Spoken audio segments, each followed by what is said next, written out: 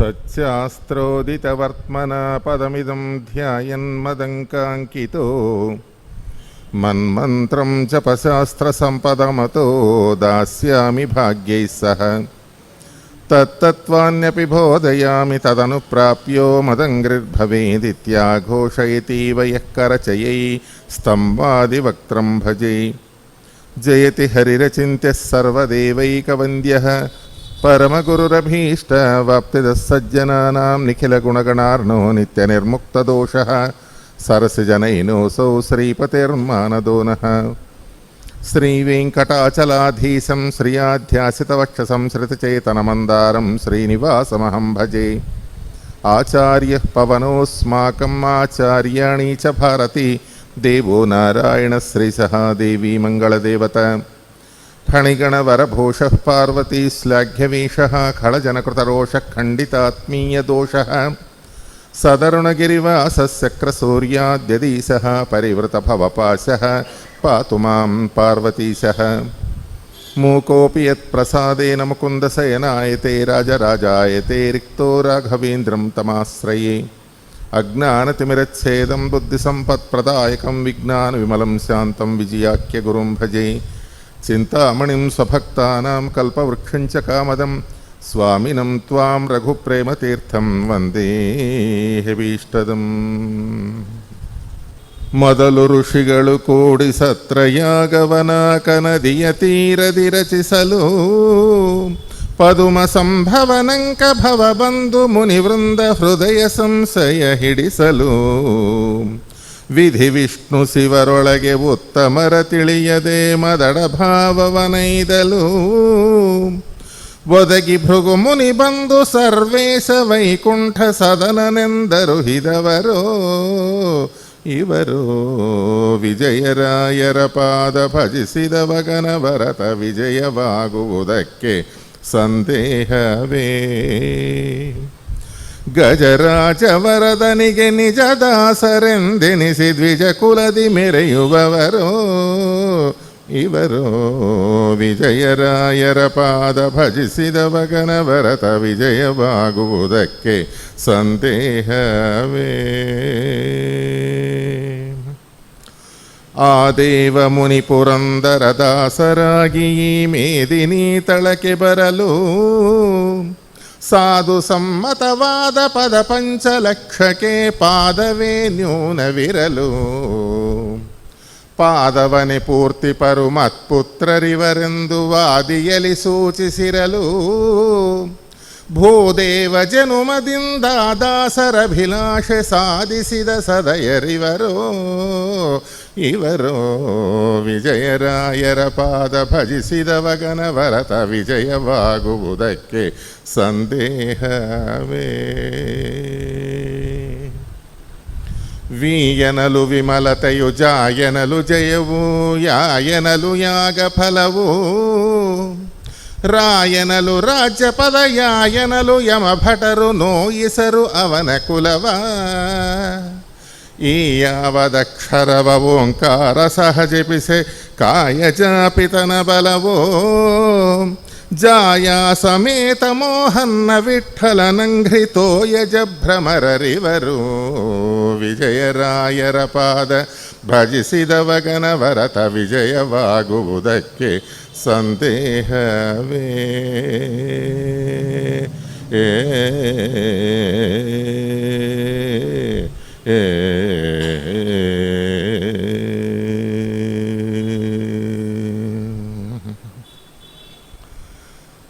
ಸತಾಂ ಪ್ರಸಂಗಾನ್ ಮಮ ವೀರ್ಯ ಸಂಪದೋ ಭವಂತಿ ಹೃತ್ಕರ್ಣರಸಾಯನ ಕಥಾಃ ತಜ್ಜೋಷಣಾದಾಸಪವರ್ಗವರ್ತ್ಮನಿ ಶ್ರದ್ಧಾವತೀಂ ಭಕ್ತಿರನುಕ್ರಮಿಷ್ಯತಿ. ಶ್ರೀಮದ್ಭಾಗವತದಲ್ಲಿ ಕಪಿಲನಾಮಕ ಪರಮಾತ್ಮ ತಾಯಿಯಾದ ದೇವಹೂತಿಗೆ ಅನೇಕ ವಿಚಾರಗಳನ್ನು ಹೇಳ್ತಾ ಬರ್ತಾರೆ. ಮುಖ್ಯವಾಗಿ ನಿನ್ನಿನ ದಿವಸ ನಾವು ಆಚಾರ್ಯರ ಮಾತನ್ನು ಪ್ರಧಾನವನ್ನಾಗಿಟ್ಟುಕೊಂಡು ಪರಮಾತ್ಮನ ಬಗ್ಗೆ ನಮಗೆ ತಿಳಿಯಬೇಕಾದರೆ ಪರಮಾತ್ಮನಲ್ಲಿ ನಾವು ಯಾವ ರೀತಿ ಭಕ್ತಿಯನ್ನು ಮಾಡ್ತೇವೋ ಅದೇ ರೀತಿಯಾಗಿ ತಾರತಮ್ಯಾನುಸಾರವಾಗಿ ಗುರುಗಳಲ್ಲಿ ಕೂಡ ಭಕ್ತಿ ಮಾಡಬೇಕು. ಗುರುಗಳ ಅನುಗ್ರಹ ಆದರನೇ ಪರಮಾತ್ಮನ ಅನುಗ್ರಹ. ಎಂಥ ಪಾಪಕರ್ಮವನ್ನು ನಾವು ಮಾಡಿದರೂ, ಎಂಥ ತಪ್ಪು ಕೆಲಸವನ್ನು ಮಾಡಿದರೂ ನಾವು ಪರಮಾತ್ಮನ ಬಗ್ಗೆ ಗುರುಗಳು ಪ್ರಾರ್ಥನೆಯನ್ನು ಮಾಡಿ ನಮ್ಮ ಇಷ್ಟಾರ್ಥಗಳನ್ನು ಅವರು ಪೂರ್ಣ ಮಾಡ್ತಾರೆ ಅನ್ನುವಂತಹದ್ದು ಅನೇಕ ದೃಷ್ಟಾಂತಗಳಿಂದ ನಿನ್ನಿಂದ ದಿವಸ ನಾವು ನೋಡಿಕೊಂಡ್ವಿ. ಕೈಮುತ್ತನ್ಯಾಯದಿಂದ ನೋಡಬೇಕಾದ್ರೆ ಅಂತಹ ಜಗನ್ನಾಥದಾಸರ ಬಗ್ಗೆ ಗೋಪಾಲದಾಸರು ಎನ್ನ ಮಾತಲ್ಲವಿದು ಎನ್ನ ಹಿರಿಯರ ಮಾತು ಮನ್ನಿಸಬೇಕು ಕರುಣಿ, ಅನಂತ ಗುಣಪೂರ್ಣ ಗೋಪಾಲ ವಿಠಲನಿ ಇನ್ನಿದನು ಲಾಲಿಸಯ್ಯ ಜೀಯ ಅಂತ ಹೇಳಿ ಶ್ರೀನಿವಾಸಾಚಾರ್ಯರ ಬಗ್ಗೆ ಶ್ರೀನಿವಾಸನನ್ನು ಪ್ರಾರ್ಥನೆ ಮಾಡಿ, ನಾನು ಮಾಡೋ ಪ್ರಾರ್ಥನೆ ಅಲ್ಲ, ಇದು ಎನ್ನ ಹಿರಿಯರ ಮಾತು. ವೇದವ್ಯಾಸರು, ಭೀಮಸೇನ ದೇವರು ಮತ್ತು ವ್ಯಾಸರಾಯರು, ವಾದಿರಾಜರು, ಕನಕದಾಸರು, ಪುರಂದರದಾಸರು, ಮುಖ್ಯವಾಗಿ ಜಗದ್ಗುರುಗಳಾಗಿರ್ತಕ್ಕಂಥ ಶ್ರೀಮನ್ ಮಂತ್ರಾಲಯ ಪ್ರಭುಗಳ, ಅದರ ನಂತರ ವಿಜಯ ಪ್ರಭುಗಳ ಒಂದು ಮಾತಿನಿಂದ ಅವರ ಆದೇಶಾನುಸಾರವಾಗಿ ಆಜ್ಞಾನುಸಾರವಾಗಿ ನಾನು ನಿನ್ನನ್ನು ಪ್ರಾರ್ಥನೆ ಮಾಡ್ತಾ ಇದ್ದೇನೆ. ಈ ತೊಲಗಿದ ಪ್ರಾಣವನ್ನು ಮತ್ತೆ ಶರೀರದೊಳಗೆ ಪ್ರವೇಶ ಮಾಡುವಂತೆ ಮಾಡಿ ನೀನು ಉದ್ಧಾರ ಮಾಡಬೇಕು ಅಂತ ದೇವರನ್ನು ಪ್ರಾರ್ಥನೆ ಮಾಡಿದರೆ, ಎಲ್ಲಿಯಾದರೂ ಪ್ರಾಣ ಹೋದ ಮೇಲಕ್ಕೆ ಮತ್ತು ಪ್ರಾಣ ಬರೋದು ಉಂಟಾ? ಆದರೆ ಗೋಪಾಲದಾಸರು ನೋಡ್ರಿ, ಗುರುಗಳ ಒಂದು ಅನುಗ್ರಹ ಅನ್ನುವಂಥದ್ದಿದ್ದರೆ ಹೋದ ಪ್ರಾಣವನ್ನು, ಸತ್ಯವಂತರು ಸಾವಿತ್ರಿ ಚರಿತ್ರವನ್ನು ನಾವು ಕೇಳ್ತೇವೆ, ಆದರೆ ಅದು ಎಷ್ಟರವರೆಗೆ ನಮಗೆ ಪುರಾಣಗಳ ಮೇಲೆ ನಂಬಿಕೆ ಅನ್ನುವಂಥದ್ದು ಹುಟ್ಟಬೇಕಾದರೆ ಇಂಥದ್ದು ಮೊನ್ನೆ ಒಂದು 300 ವರ್ಷ ಆಗಿಲ್ಲ. ಹೋದ ಪ್ರಾಣವನ್ನು ತಂದಿರತಕ್ಕಂಥ ಮಹಾನುಭಾವರು ವಿಜಯದಾಸರು, ಗೋಪಾಲದಾಸರು. ಯಮಲೋಕಕ್ಕೆ ಹೋಗಿ ಹೋರಾಡಿ ತಗೊಂಡು ಬಂದಿರತಕ್ಕಂಥವರಾಗಿದ್ದಾರೆ. ಎಂಥ ಮಹಾನುಭಾವರು, ಎಂಥ ಧನ್ಯರು ನಾವು ಇಂಥ ಗುರುಗಳನ್ನು ಪಡೆದಿದ್ದೇವೆ ಅಂದರೆ. ಇಂತಹ ಗುರುಗಳನ್ನು ನಾವು ಆಶ್ರಯ ಮಾಡಿದರೆ ನಮಗೆ ಅಸಲ ಅಪಮೃತ್ಯು ಅನ್ನುವಂಥದ್ದು ಬರ್ತದ? ಬದುಕಿದ್ದರೆ ಯಾವುದಾದರೂ ಸುಖವನ್ನು ನಾವು ಪಡೆಯಬಹುದು. ವಿನಾಶೇ ಬಹವೋ ದೋಷಾನ್ ಜೀವನ್ ಭದ್ರಾಣಿ ಪಶ್ಯತಿ ಅಂತ ರಾಮಾಯಣ ನಮಗೆ ಹೇಳುತ್ತೆ. ಆಯುಷ್ಯು ಇದ್ದರೆ ಅನ್ನಕ್ಕೆ ಕೊರತಿಲ್ಲ. ಅಂಥ ಆಯುಷ್ಯು ಅನ್ನುವಂಥದ್ದು ಇಲ್ಲದ ಕಾಲಕ್ಕೆ ಅರ್ಧಾಂತರವಾಗಿ ನಮ್ಮ ಜೀವಿತ ಅನ್ನುವಂಥದ್ದು ಮುಕ್ತಾಯವಾಗತಕ್ಕಂಥ ಸಮಯದಲ್ಲಿ ನಾವು ಇಂಥ ಗುರುಗಳ ಪಾದವನ್ನು ಹಿಡಿದರೆ ಅವರು ಭಗವಂತನ ಪ್ರಾರ್ಥನೆ ಮಾಡಿ ನಮ್ಮನ್ನು ಉಳಿಸ್ತಕ್ಕಂಥವರಾಗ್ತಾರೆ. ಅದಕ್ಕೆ ಗುರುಗಳು ಬೇಕು. ಹರೌರುಷ್ಟೇ ಗುರುಸ್ತ್ರಾತ ಗುರೌರುಷ್ಟೇ ಕದಾಚನ. ದೇವರು ನಮ್ಮ ಮೇಲೆ ಸಿಟ್ಟಾದರೆ ಗುರುಗಳು ನಮ್ಮ ಬಗ್ಗೆ ದೇವರನ್ನು ಪ್ರಾರ್ಥನೆ ಮಾಡಿ ತದ್ವಾರ ನಮಗೆ ದೇವರ ಅನುಗ್ರಹ ಆಗುವಂತೆ ಮಾಡ್ತಾರೆ. ಅದೇ ಗುರುಗಳು ಸಿಟ್ಟಾದರೆ ದೇವರು ಕೂಡ ನಮ್ಮನ್ನೇನೂ ಮಾಡಲಾರ. ಗುರುಗಳು ಬೇಕು. ನಮ್ಮ ಪಾಲಿಗೆ ಗುರುಗಳಾಗ್ತಾರೆ, ಪರಮಾತ್ಮನ ಪಾಲಿಗೆ ಅವರು ಅಚ್ಚನ್ನ ಭಕ್ತರಾಗ್ತಾರೆ. ಪಕ್ವ ಭಕ್ತರು ಅಂತ ಹೇಳ್ತಾರೆ. ಪಕ್ವ ಭಕ್ತರು, ಅಪಕ್ವ ಭಕ್ತರು ಅಂತ ಹೇಳಿಕೊ ಮತ್ತು ನಿಮಗೆಲ್ಲ ಮನಸ್ಸಿಗೆ ಕಷ್ಟ ಆಗ್ಬೋದು. ಅವೆಲ್ಲ ಅಪಕ್ವ ಭಕ್ತರೇ, ಪೂರ್ಣ ಪಕ್ವ ಅನ್ನುವಂಥದ್ದು ಇಲ್ಲ. ಪಕ್ವವಾಗಿರಬೇಕು. ನೀನು ಬಿಟ್ಟರೆ ಇನ್ನು ನಮಗೆ ಗತಿ ಇಲ್ಲ, ಬೇಕಾಯಿದ್ದು ಬರಲಿ, ನಿನ್ನನ್ನು ನಾನು ಬಿಡುವುದಿಲ್ಲ, ಬಿಡೆ ನಿನ್ನ ಪಾದವ ಬಿಂಕವದೇತಕೋ ಅಂತಾರೆ ಪುರಂದರದಾಸರು ಒಂದು ಕಡೆಗೆ. ಅದು ಪಕ್ವ ಭಕ್ತರ ಲಕ್ಷಣ. ದೇವರನ್ನ ಸಂಪೂರ್ಣವಾಗಿ ಡೆಡಿಕೇಟೆಡ್ ಅಂಕಿತ ಭಾವದಿಂದ ಅವನನ್ನು ನಾವು ನಂಬಬೇಕು.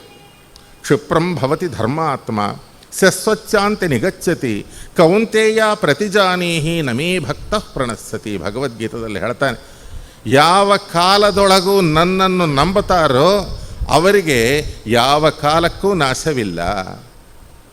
ಅಂಬುಜನಾಭನ ಪಾದವನೇನೆಯೇ ಭವಾಂಬುಧಿ ದುಃಖವ ಪರಿಹರಿಸುವ ಕೃಷ್ಣನ ನಂಬಿ ಕೆಟ್ಟವರಿಲ್ಲವೋ ರಂಗಯ್ಯನ ನಂಬದೆ ಕೆಟ್ಟರೆ ಕೆಡಲಿ. ಹೆಂಗೆ ಹೇಳ್ತಾರೆ ನೋಡ್ರಿ ಪುರಂದರದಾಸ. ಪರಮಾತ್ಮನ ನಂಬಿ ಕೆಟ್ಟವರು ಇದರವರೆಗೂ ಯಾರೂ ಇಲ್ಲ, ಯಾವ ಕಾಲಕ್ಕೂ ಅವರಿಗೆ ಜಯವೇ. ಇದಕ್ಕಿಂತ ಇನ್ನೂ ಗಟ್ಟಿಯಾಗಿ ಹೇಳ್ತಾರೆ, ಏ ಪುರಾಣಮುಲನೆಂತ ವೆದಕಿನ ಆಲೋಢ್ಯ ಸರ್ವಶಾಸ್ತ್ರಾಣಿ ವಿಚಾರ್ಯ ಚ ಪುನಃ ಪುನಃ ಅಂತಾರೆ ಆಚಾರ್ಯರು. ವಿಚಾರಿ ಪ್ರತಿ ಅಕ್ಷರವನ್ನು ಸಕಲ ಶಾಸ್ತ್ರವನ್ನು ನೋಡಿ ಇದಮೇಕಂ ಸುನಿಷ್ಪನ್ನಂ ಶ್ರೀಹರಿಯೇ ಸರ್ವೋತ್ತಮ ಅಂತ ನಾನು ನಿರ್ಣಯ ಮಾಡಿದ್ದೇನೆ ಅಂತೇಳಿ ಹೇಳ್ತಾರೆ. ಹಂಗೆ ಅನ್ನಮಾಚಾರ್ಯ ಹೇಳ್ತಾರೆ, ಪ್ರತಿ ಪುರಾಣವನ್ನು ಕೂಡ ನಾನು ಅಕ್ಷರ ನೋಡಿದ್ದೇನೆ.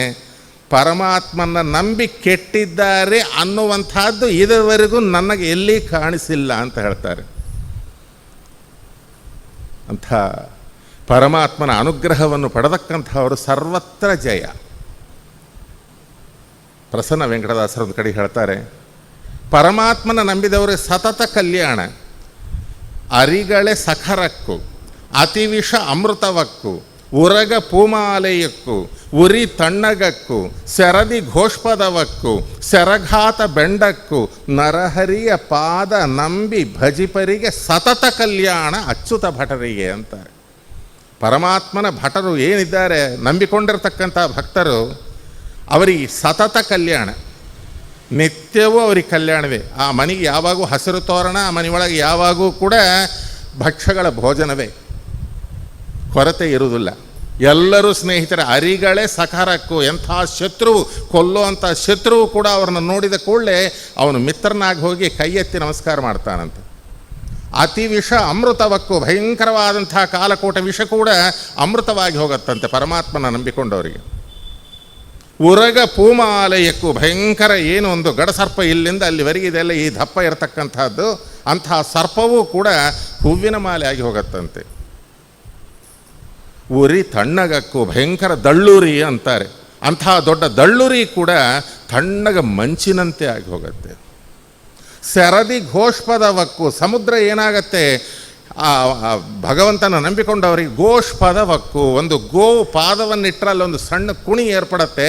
ಆ ಕುಣಿಯನ್ನು ಒಂದು ಸಣ್ಣ ಕೂಸು ಹೆಂಗೆ ದಾಟುತ್ತದೋ ಆ ರೀತಿಯಾಗಿ ಸಂಸಾರ ಸಮುದ್ರವನ್ನು ಸುಲಭವಾಗಿ ದಾಟಿ ಬಿಡ್ತಾರಂತೆ. ಸೆರಘಾತ ಬೆಂಡಕ್ಕೂ, ಚೂಪಾಗಿರ್ತಕ್ಕಂಥ ಬಾಣವೂ ಕೂಡ ಏನಾಗತ್ತೆ ರೀ ಅವರಿಗೆ ಅಂತಂದರೆ ಬೆಂಡು ತೊಗೊಂಡು ಹೊಡೆದಾಗಿರ್ತದಂತ. ಇನ್ನು ಏನನ್ನ ನಡುವು ಸೋಲಿ ಬೆನ್ನು ಸೋಲಿ ಇದ್ರೆ ಹೋಗ್ತದೆ ತೊಗೊಂಡು ಹೊಡೆದ್ರೆ.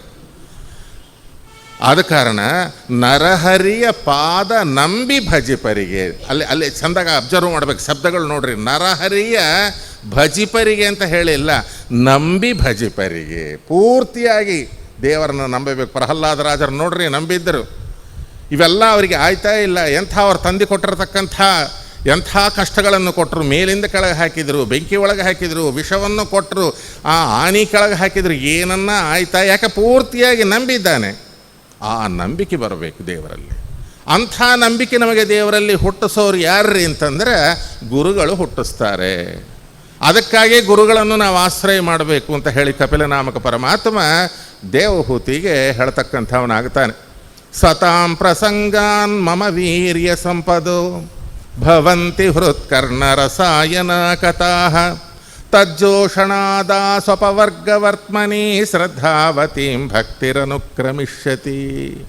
ನಿಜವಾದ ಭಕ್ತಿ ಅಂದರೆ ಏನೋ ನಾವು ಮಾಡೋದೊಂದು ಪ್ರದರ್ಶನ ಅಲ್ಲ. ಪರಮಾತ್ಮನಲ್ಲಿ ಸಂಪೂರ್ಣವಾದಂಥ ವಿಶ್ವಾಸ ಅನ್ನುವಂಥದ್ದು ಹುಟ್ಟಿಸ್ತಕ್ಕಂಥವ್ರು ಯಾರ್ರಿ ಅಂತಂದ್ರೆ ಸತಾಂ ಪ್ರಸಂಗಾನ್, ಸಜ್ಜನರು ಏನಿದ್ದಾರಲ್ಲ, ಪರಮಾತ್ಮನೇ ಸರ್ವಸ್ವ ಅಂತ ಭಾವನಾ ಮಾಡಿಕೊಂಡು ಪತಿವ್ರತ ವನಿತೆಗೆ ಪತಿಯೊಂದೇ ಆಶ್ರಯವು, ಯತಿಗಳಿಗೆ ಶ್ರುತಿ ಪ್ರಣವದ ಆಶ್ರಯವು, ಮತಿವಂತನಿಗೆ ಹರಿಸ್ತುತಿಗಳೇ ಆಶ್ರಯವು ಅಂತ ಪುರಂದರದಾಸರು ಹೇಳಿದಾಗ, ಹೆಂಗೆ ಒಬ್ಬ ಪತಿವ್ರತಾ ಸ್ತ್ರೀ ತನ್ನ ಗಂಡ ವಿದೇಶಗಳಿಗೆ ಹೋದ ಕಾಲಕ್ಕೆ ಅವನನ್ನೇ ನೆನೆಸಿಕೊಳ್ಳುತ್ತಾ ಸಕಲ ಸುಖವನ್ನು ಸಕಲ ಭೋಗಗಳನ್ನು ತ್ಯಜಿಸಿ ಭೂಸಯ್ಯವನ್ನು ಮಾಡ್ತಾ ಯಾವುದೋ ಒಂದು ಪದಾರ್ಥವನ್ನು ಜೀವನ ಮಾಡಲಿಕ್ಕೆ ತಿಂದುಕೊಂಡು ಹೆಂಗೆ ಆ ಗಂಡನ ಒಂದು ಬರಲಿಕ್ಕೆ ನಿರೀಕ್ಷಣೆಯನ್ನು ಮಾಡ್ತಾ ಅವನ ಹೋದ ಕಡೆಗೆ ಅವನಿಗೆ ಜಯವಾಗಬೇಕು ಅಂತ ಹೇಳಿ ಪರಮಾತ್ಮನನ್ನೇ ಧ್ಯಾನ ಮಾಡ್ತಾ ಹೆಂಗೆ ಇರ್ತಾಳೋ ಪತಿವ್ರತಾ ಸ್ತ್ರೀ, ಆ ಪ್ರಕಾರವಾಗಿ ಪರಮಾತ್ಮನಕ್ಕೋಸ್ಕರ ಪರಿತಪನ ಯಾರು ಪಡ್ತಾ ಇರ್ತಕ್ಕಂಥವರಾಗ್ತಾರೋ ಅವರು ಪಕ್ವಭಕ್ತರು, ಅವರು ಸಜ್ಜನರು, ಅವರು ಸಾಧುಗಳು. ಅಂತಹ ಸಾಧುಗಳ ಒಂದು ಚರಿತ್ರವನ್ನು ನಾವು ಕೇಳೋಣದ್ರಿಂದ ಏನಾಗ್ತದೆ, ಸತಾಂ ಪ್ರಸಂಗಾನ್ ಮಮ ವೀರ್ಯ ಸಂಪದೋ, ನಾನು ಏನು ಅನ್ನುವಂಥದ್ದು ಗೊತ್ತಾಗತ್ತೆ. ಸುಮ್ಮನೆ ಬ್ಲೈಂಡಾಗಿ ದೇವರನ್ನು ನಾವು ಉಪಾಸನೆ ಮಾಡಿದರೆ ಉಪಯೋಗ ಆಗೋದಲ್ಲ. ಪರಮಾತ್ಮನ ತಿಳಿಬೇಕು. ಮಧ್ವಾಚಾರ ಸಿದ್ಧಾಂತ ಏನು? ಜ್ಞಾನಪೂರ್ವ ಪರಸ್ನೇಹ, ಜ್ಞಾನಪೂರ್ವಕವಾಗಿ ಪರಮಾತ್ಮನಲ್ಲಿ ನಾವು ಸ್ನೇಹವನ್ನು ಮಾಡಬೇಕು. ನೋಡಿ ಭಯಪಡಬಾರದು. ಪ್ರಹ್ಲಾದ ರಾಜರು ಹೆಂಗೆ ಹತ್ತಿರ ಬಂದಿದ್ದಾರೆ ನೋಡ್ರಿ, ಒಂದು ಸ್ವಲ್ಪ ನೋಡ್ರಿ. ದೇವರ ಹತ್ರ ಹೋಗಬೇಕಾದ್ರೆ ದೇವರಿಗೆ ಸಿಟ್ಟಿಲ್ಲ, ಸಿಟ್ಟಿನವ ಇವನಲ್ಲ ಅಂತ ಹೇಳಿದರು. ಯಾವುದರೊಳಗೆ ಹರಿಕಥಾಮೃತಸಾರದಲ್ಲಿ ಸಿಟ್ಟು ಅನ್ನುವಂಥದ್ದೊಂದು ದೋಷ. ಆದರೆ ಎಂಥ ಭಯಂಕರವಾಗಿ ನರಸಿಂಹದೇವರು ಬಂದಿದ್ದು ಸ್ವಲ್ಪ ನೀವು ಆಲೋಚನೆ ಮಾಡಿರಿ. ಧರಣಿ ಗುಬ್ಬಸವಾಗಿ ತಾರಾಪಥವು ನಡುಗೆ ಸುರರು ಕಂಗೆಟ್ಟೊಡೆ ನಭವ ಬಿಟ್ಟು ತರುಗಿರಿಗಳಲ್ಲಾಡೆ ಸರಧಿಗಳು ಕುದಿದುದಕ್ಕೆ ಉರಿಯನುಗುಳುತ ಉದ್ಭವಿಸಿದ ನರಸಿಂಹ ಮಹದಾದಿದೇವ ನಮೋ. ಸ್ತಂಭದೊಳಗಿಂದ ಪ್ರಕಟ ಸ್ತಂಭಾರ್ಭಕನಾಗಿರ್ತಕ್ಕಂಥ ಆ ಒಂದು ಶ್ರೀಹರಿ ನರಹರಿ ರೂಪದೊಳಗೆ ಹೊರಗೆ ಬರೋ ಕಾಲ ಧರಣಿಗುಬ್ಬಸ, ಭೂದೇವಿ ಕಂಪನವಾಗಿ ನಡುಗುತ್ತಾ ಇದ್ದಾಳಂತೆ. ತಾರಾಪಥವು ನಡುಗೆ, ಹೆಂಗೆ ಶ್ಯಾಮಿಯಾನ ಹಾಕಿದರೆ ಭಯಂಕರ ಗಾಳಿ ಬಂದರೆ ಹೆಂಗೆ ಪಟ ಪಟ ಪಟ ಪಟ ಹೊಡ್ಕೊಂತ ನೋಡ್ರಿ, ಆ ರೀತಿಯಾಗಿ ನರಸಿಂಹದೇವರ ಗರ್ಜನೆಗೆ ಆ ಆಕಾಶ ನಡಿಗೆ ಹೋಗ್ತಾ ಇದಂತೆ. ಆಕಾಶದೊಳಗೆ ನಿಂತ್ಕೊಂಡು ನೋಡ್ತಕ್ಕಂಥ ದೇವಾನ್ ದೇವತೆಯರು ಕಂಗೆಟ್ಟು 4 ದಿಕ್ಕಿಗೆ ಓಡ್ತಾ ಇದ್ದಾರಂತೆ. ಅವರವರ ದಿಕ್ಕಿಗೆ ಅಲ್ಲದಂತೆ, ಕರ್ಫ್ಯೂ ಇಟ್ಟರೆ ಓಡ್ತಿರ್ತಾರೆ. ಈ ಕಡೆ ಓಲ್ಡ್ ಟೌನ್ ಒಳಗೆ ಮನೆ ಇದ್ದರೆ ನ್ಯೂ ಟೌನ್ಗೆ, ನ್ಯೂ ಟೌನ್ ಒಳಗೆ ಮನೆ ಇದ್ದರೆ ಓಲ್ಡ್ ಟೌನ್ ಬತ್ತಿಗೆ ಇದ್ದರೆ ಸಾಕು ಅಂತ ಹೆಂಗೆ ಓಡ್ತಾರೆ ನೋಡ್ರಿ. ಆ ರೀತಿ ಸಿಂಹಗರ್ಜನೆಯನ್ನು ಕೇಳಿ ಭಯಪಡ್ತಿದ್ದಾರೆ ದೇವಾನ್ ದೇವತೆಯರು ಆಕಾಶದೊಳಗೆ. ಸುರರು ಕಂಗೆಟ್ಟು ಓಡೆ ನಭವ ಬಿಟ್ಟು, ತರುಗಿರಿಗಳಲ್ಲಾಡೆ. ಯಾವುದೋ ಸಣ್ಣ ಪುಟ್ಟ ಮನೆ ಹತ್ರ ಹಾಕ್ಕೊಂಡ ಮಲ್ಲಿಗೆ ಹೂವಿನ ಗಿಡ ಅಲ್ಲ, ಎಷ್ಟೋ ಸಹಸ್ರಾರು ವರ್ಷಗಳಿಂದ ನಿಂತುಕೊಂಡಿರತಕ್ಕಂಥ ಏನು ದೊಡ್ಡ ದೊಡ್ಡ ವೃಕ್ಷಗಳಿದ್ದಾವಲ್ಲ, ಮರಗಳು ಅಂತೇವಲ್ಲ, ಅವೆಲ್ಲ ಭೂಮಿ ಮೇಲೆ ಎಷ್ಟಿರ್ತದೋ ಅಷ್ಟು ಒಳಗೆ ಹೋಗಿರ್ತದೆ. ಅಂತಹ ಗಿಡಗಳು ಉರುಳಿ ಬಿತ್ತಂತ. ನೈಸರ್ಗಿಕವಾಗಿ ಪರ್ವತಗಳು ಮೇಲೆ ಎಷ್ಟು ಎತ್ತರ ಇರ್ತದೋ ಅಷ್ಟು ಒಳಗಿರ್ತದೆ. ಮೈನಾಕನ ವೃತ್ತಾಂತದಲ್ಲಿ ಬರುತ್ತೆ. ಅಂಥ ಪರ್ವತಗಳು ಉರುಳಿ ಬಿತ್ತಂತೆ. ಉರಿಯ ನುಗುಳುತ್ತಾ ಬಾಯಿಂದ ಭಯಂಕರವಾದಂಥ ಅಗ್ನಿಯನ್ನು ಉಗುಳುತ್ತಾ ನರಸಿಂಹದೇವರು ಪ್ರಕಟರಾದರು. ಸಿಡಿಲಂತೆ ಗರ್ಜಿಸುತ್ತ ಕುಡಿಯ ನಾಲಿಗೆ ಚಾಚಿ ಅಡಿಗಳಿಗೆ ಲಂಘಿಸುತ್ತ ಕಡುಕೋಪದಿಂದ ಮುಡಿವಿಡಿದು ರಕ್ಕಸನ ಕೆಡಹೀನ ಖದಿಂದೋತಿ ಕಡುವುದರ ಬಗೆದ ಕಡುಗಲಿನ ನರಸಿಂಹ ಮಹದಾದಿ ದೇವ ನಮೋ. ಕೋಟಿ ಸಿಡಿಲು ಗಿರಿಗೆ ಬಡದಂತೆ ಅಂತಾರೆ ವಿಜಯದಾಸರು ನರಸಿಂಹ ಸುಳಾದಿಯೊಳಗೆ. ಅಂತಹ ಸಿಡಿಲಂತೆ ಗರ್ಜನೆ ಮಾಡ್ತಾ ಹೊರಗೆ ಬಂದು ಕುಡಿಯ ನಾಲಿಗೆ ಚಾಚಿ, ದೊಡ್ಡ ನಾಲಿಗೆಯನ್ನು ಚಾಚಿ, ಏನು ಆ ಸಿಂಹದ ಮೂವರಿ, ಏನು ಆ ಜೂಲುಗಳು, ಏನು ಆ ಭಯಂಕರ. ಈ ಹಿರಣ್ಯಕಶಿಪೆ ಇದ್ದರೆ ಬೇಸಿರ್ತಿತ್ತಲ್ಲಪ್ಪ, ಇದೇನಿದು ಈ ರೂಪ ಅಂತ ಭಯಪಟ್ಟರು ಎಲ್ಲರೂ. ಏನೂ ಇಲ್ಲ, ಬಂದ ಒಂದು ಸಾರಿ ಒದ್ದ, ಉಗುರುಗಳಿಂದ ಹೊಟ್ಟಿಗೆ ಮೇಲೆ ಚುಚ್ಚಿದ, ಅವನ ಹಾಗೆ ಎತ್ತಿದ, ಬಂದ ಹೊಸ್ತಲ ಮೇಲೆ ಕೂತ್ಕೊಂಡ ಸೀಳಿಸಿ ಬಿಟ್ಟು ಹಾಕಿಬಿಟ್ಟ. ಗುರು ಗುರು ಗುರು ಗುರು ಶಬ್ದ ಮಾಡ್ತಾ ನಿಂತ್ಕೊಂಡಿದ್ದಾನೆ. ಬ್ರಹ್ಮಾದಿ ದೇವತೆರೆಲ್ಲ ನೋಡಿದರೆ ಇದೇನು ಭಯಂಕರ ರೂಪ, ಇದೇನು ಉಗ್ರ ರೂಪ. ಉಗ್ರಂ ವೀರಂ ಮಹಾವಿಷ್ಣುಂ ಜ್ವಲಂತಂ ಸರ್ವತೋಮುಖಂ. ಏನು ಈ ರೂಪ? ಯಾವ ರೀತಿಯಾಗಿ ಈ ರೂಪನ ನಾವು ಶಾಂತಪಡಿಸಬೇಕು? ಪರಮಾತ್ಮನ ಜ್ಯೇಷ್ಠ ಪುತ್ರನಾದಂಥ ಬ್ರಹ್ಮನೇ ಒಣಗಿ ಹೋಗ್ತಾ ಇದ್ದಾನೆ, ರುದ್ರದೇವರೇ ಒಣಗಿ ಹೋಗ್ತಾ ಇದ್ದಾರೆ, ಇಂದ್ರಾದಿ ದೇವತೆಗಳು ಒಣಗಿ ಹೋಗ್ತಾ ಇದ್ದಾರೆ. ಎಲ್ಲರೂ ಸೇರಿ ಸಾಕ್ಷಾತ್ ಶ್ರೀ ಪ್ರೇಷಿತಾ ದೇವಿ ದೃಷ್ಟ್ವಾ ತನ್ಮಹದದ್ಭುತಂ ಅದೃಷ್ಟಾಶ್ರುತಪೂರ್ವಸ್ತ್ವಂ ಸ್ಥಾನೋಪೇಯಾಯ ಸಂಕಿತ. ಎಲ್ಲರೂ ಲಕ್ಷ್ಮೀದೇವಿ ಹತ್ರ ಹೋದ್ರಮ್ಮ, ಈ ಭಯಂಕರ ರೂಪ ನೋಡು ಅಂದ್ರೆ. ಅಯ್ಯೋ ನನ್ನ ಗಂಡ ಎಷ್ಟೋ ಚೆಲುವ ಅಂದ್ಕೊಂಡಿದ್ವಿ, ಇಂಥ ವಿಕಾರ ಮಾಡಿಟ್ಟು ಕೂತೀರಲ್ಲ ನೀವೆಲ್ಲ, ನನಗೂ ಬರಲಿಕ್ಕೆ ಭಯ ಆಗ್ತಾ ಇದೆ. ಯಾರಕ್ಕೋಸ್ಕರ ಇಂಥ ಭಯಂಕರ ರೂಪ ಬಂದದೋ ಅವನಿಂದೇ ಶಾಂತಪಡಿಸ್ರಿ ಅಂತಂದಳು ಆಕೆ. ನೋಡ್ರಿ ಹೆಂಗದ, ಆಕೆ ಕೂಡ ಭಯ ಅಂದ್ಬಿಟ್ಲು. ಯಾಕೆ? ಪ್ರಹ್ಲಾದನ ಮೇಲಕ್ಕೆ ತರಬೇಕು ಅಂತ ಹೇಳಿ.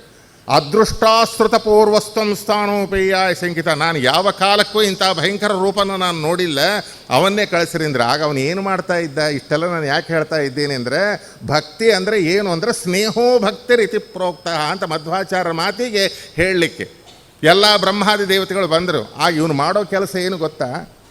ನಗುವಾರೋ ಅಳುವಾರೋ ರೋಧಿಸುವಾರೋ ರಂಗ ನಿನ್ನ ಕೊಂಡಾಡುವ ಮಂಗಳಾತ್ಮರು. ಯಾರು ಹೇಳಿದ್ದು? ಜಗನ್ನಾಥದಾಸರು. ಜಗನ್ನಾಥದಾಸರು ಯಾರು? ಅವರೇ ಸಾಲ್ಹಾದರು. ಆಗ ಅವರ ಅಣ್ಣ ಮಾಡಿದ ಕೆಲಸನ ನೋಡಿ ಇಲ್ಲಿ ಹಾಡು ರೂಪದೊಳಗೆ ಹೇಳ್ಯಾರ. ಹಂಗೆ ಸಮನ್ವಯ ಮಾಡಬೇಕು. ರಂಗ ನಿನ್ನ ಕೊಂಡಾಡುವ ಮಂಗಳಾತ್ಮರು. ಯಾವಾಗ ಬ್ರಹ್ಮಾದಿ ದೇವತೆಗಳು ಬಂದರೋ, ಅಲ್ಲ ದೇವಾನ್ ದೇವತೆಗಳು ಒಣಗಿ ಹೋಗ್ತಾ ಇದ್ದಾರೆ ನರಸಿಂಹದೇವರನ್ನು ನೋಡಿ. ಅವನು ಏನು ಮಾಡ್ತಾ ಇದ್ದಾನೆ? ಪೊಟ್ಟೆಗಾನ ಇಂತೆ ಅಂತ ಪೊಟ್ಟೆಗಾಡು ಅಂತೀವಿ ನಾವು ನಮ್ಮ ಕಡೆಗೆಲ್ಲ ಕೂಡ.